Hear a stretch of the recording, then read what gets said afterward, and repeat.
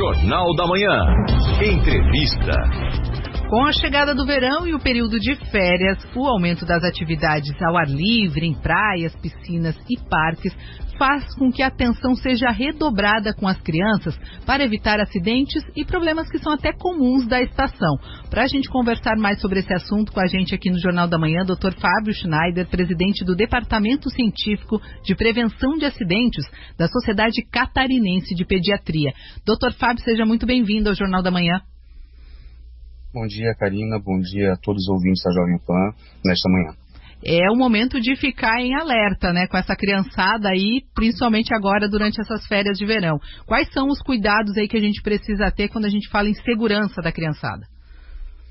Então, o verão é um momento muito interessante, muito importante também para a criança, né? Porque é o momento que a criança vai para a rua, parques, praias, e isso é importantíssimo para o desenvolvimento cognitivo da criança e para a socialização. Ao mesmo tempo, tira a criança da frente das telas, computadores, televisores e celulares, o que tem tornado as crianças sedentárias, aumentado o número de obesidade no Brasil e em todo o mundo também. Mas, obviamente, tem alguns perigos e alguns cuidados que nós precisamos ter, né? Normalmente, nós temos quadros de gastroenterite, as famosas diarreias, durante todo o ano. Porém, no verão, esse número aumenta, né? Nós temos um número muito maior. Nós temos também as possibilidades de afogamentos, acidentes também no mar com alguns seres vivos, como as águas vivas, e também a exposição solar intensa pode levar a queimaduras. Essas são as 4 alterações mais importantes que nós temos que ficar todo o tempo tomando cuidado com a criança, porque a prevenção é o melhor caminho para evitar que isso aconteça. Pois é, prevenção é sempre fundamental. Vamos então começar falando da gastroenterite, né, que pode aí, né, causar problemas inclusive de desidratação na criançada. Como prevenir e como também convencê-los, né, de participar dessa prevenção, né, porque eles também têm que fazer parte, entender que eles também precisam se cuidar, né, com a questão da higiene e tudo mais, né, doutor? Exatamente. Então, a prevenção da gastroenterite começa já no primeiro ano de vida, que nós temos a vacina contra o rotavírus, né, que é um vírus que causa diarreia muito importantes e normalmente intensas e graves na criança, né? Então, essas vacinas, né, são 2 doses que nós temos em todas as unidades de saúde do Brasil e é recomendado que as crianças façam essa vacinação. Normalmente no verão, né, como falei, nas praias, em alguns lugares públicos, as pessoas acabam comprando alimentos que a gente não sabe a origem desses alimentos e o grau de higienização. Então, todo cuidado com esses alimentos na praia é pouco, né? Existem vários tipos de alimentos, né, várias propagandas, e as crianças elas são sempre alvos fáceis. Então deve-se evitar esse tipo de alimentos nesses ambientes, porque nós não sabemos se eles são higienizados ou não. Usar bastante frutas, verduras e legumes sempre frescos e lavados, né? E tomar muito cuidado em relação à hidratação, né? Sempre hidratar bem a criança. Muitas vezes a criança é muito pequena, né, e ela não pede, então os pais têm que estar atentos para a hidratação dessas crianças. Obviamente, se a criança tiver uma diarreia ou tiver vômito, nós temos que dar o soro caseiro, né, o soro de reidratação oral. Esse soro deve ser dado sempre frio ou gelado. Mesmo que a criança esteja vomitando, você pode dar o soro.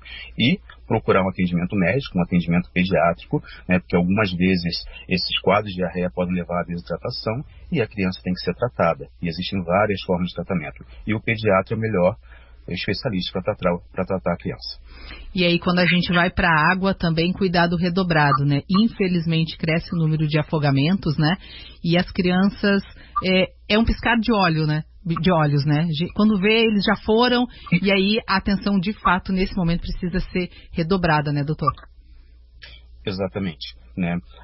Os afogamentos no Brasil, eles são responsáveis pelas mortes externas, né? O segundo lugar em mortes externas de crianças entre 1 e 4 anos, e o terceiro lugar entre crianças de 5 a 9 anos no Brasil, ou seja, muito comum. Mas chama atenção para a gente que a maior parte dos afogamentos não acontece na parte exterior, acontece na parte interna das casas, apartamentos ou clubes, né? Então são em piscinas. Quase 60% dos afogamentos acontecem nas piscinas.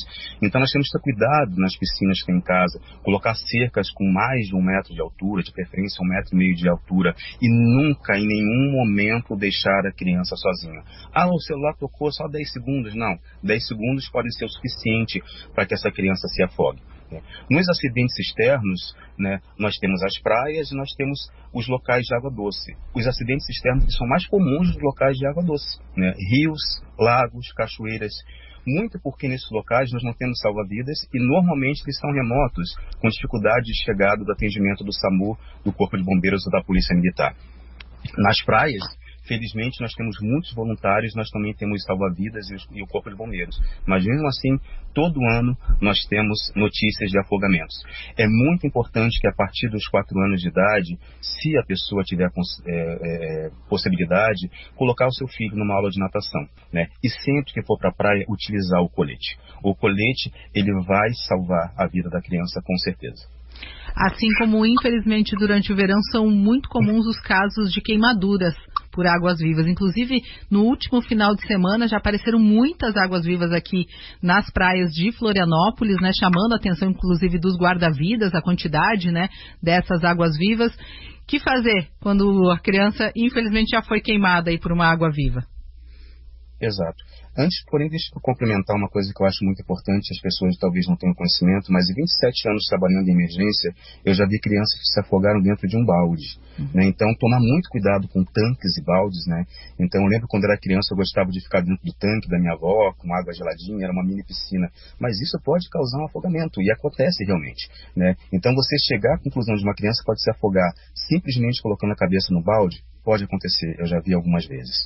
Em relação à água-viva, é muito comum no nosso litoral, né? Eu costumo dizer que o manezinho ele sabe quando não entrar na água, né? Então, normalmente, um dia quente após um dia chuvoso, as águas vivas elas vêm mais para a superfície. Então, a primeira coisa que nós temos que fazer é retirar a criança da água, né? Porque senão ela pode entrar em contato com outras águas-vivas ou caravelas. Depois de retirar a criança da água, nós podemos lavar a região em que a água-viva está com a própria água do mar. Nunca usar nenhum outro tipo de água, né? Então nós já vimos situações em que as pessoas usam água doce, isso não deve ser feito. E já vimos inclusive a utilização de outros líquidos como urina, que também não deve ser feito. Depois que você lavou com água do mar, você pode colocar o vinagre, né? O vinagre ele pode ser colocado sobre a pele, ele pode ser deixado lá por 30 segundos até 5 minutos sem problema nenhum, né? E depois nós podemos colocar aí sim compressas quentes em cima.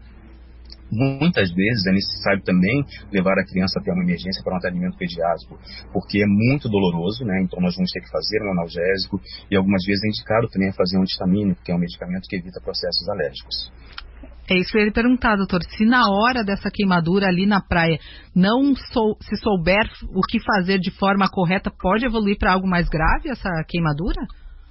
Pode. Muitas vezes as pessoas jogam água doce e pegam areia e esfregam na pele. Isso deve ser evitado, né? A água doce vai liberar mais o veneno da água viva e se você esfregar com areia, você também vai causar isso. Quem tem habilidade pode retirar, né, essas espículas da água doce com um cartão de crédito ou com daqueles palitos de sorvete, mas nem todas as pessoas têm essa habilidade. Então o ideal é levar realmente ao atendimento pediátrico. E já que estamos falando em praia, a gente não pode deixar de dar o alerta com relação ao uso do protetor solar. A criançada às vezes é meio resistente, né, em querer passar protetor solar, mas é fundamental, né, doutor? Indiscutivelmente. E agora nós temos que quebrar alguns mitos, né? Aquele primeiro mito de que dentro da água não queima, pelo contrário, dentro da água salgada vai queimar mais. O outro mito, ele está embaixo do guarda-sol, não vai queimar. Queima do mesmo jeito, porque o sol vai bater na areia e vai refletir na pele da criança. Então, o guarda-sol é importante, mas ele não exclui a necessidade de passar o protetor solar. Lembrando que criança abaixo de 6 meses de idade deve ser evitado a qualquer custo a exposição solar. Essas crianças desidratam muito facilmente, a pele é muito fina, é muito delicada e acaba queimando muito facilmente também. Crianças maiores devem usar o protetor solar. No mínimo, fator 30. Se puder usar um protetor solar maior, pode usar um protetor solar maior.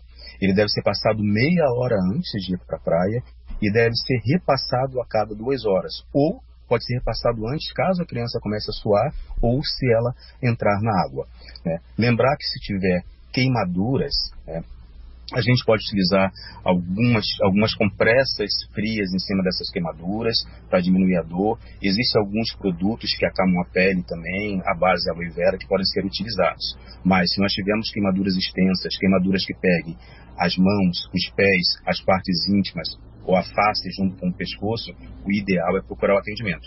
Na dúvida em relação à queimadura, procure sempre o atendimento de um pediatra, porque muitas vezes as crianças deixam de procurar e acabam, os pais deixam de procurar o atendimento e acabam utilizando alguns tipos de produtos que não são adequados, né? A gente recebe na emergência crianças em que foi passado manteiga, foi passado pasta de dente, né? Isso só piora a situação.